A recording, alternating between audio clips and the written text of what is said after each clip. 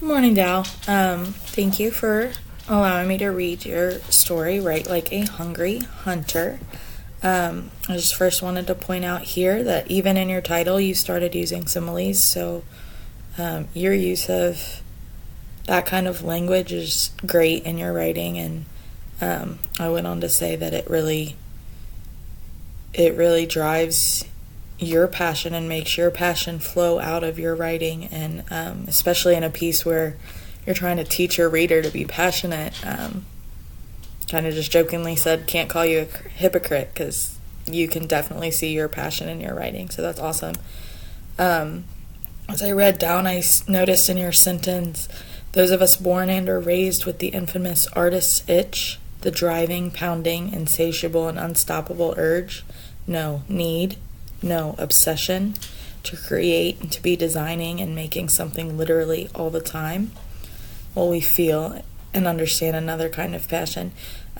This part right here, where it says an unstoppable urge, no need, no obsession, where you kind of kept stretching that out, that led me to the writing strategy that I used in my piece, that reminded me of the taffy sentence structure in,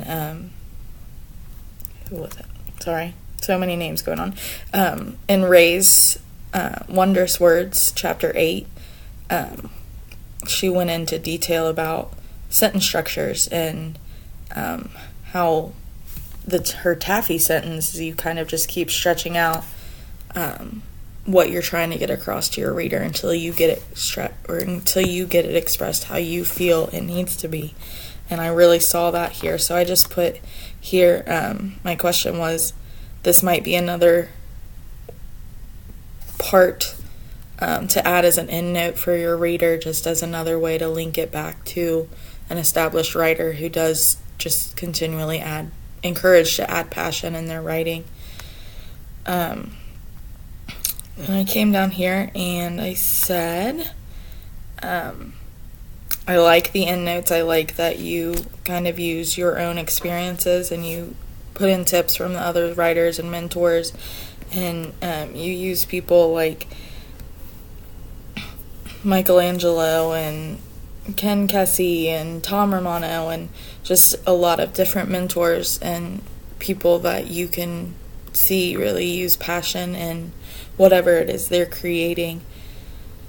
But it might be helpful for your reader. I wonder if you could link that back to certain parts of your writing as endnotes, just as, okay, this is what he meant here.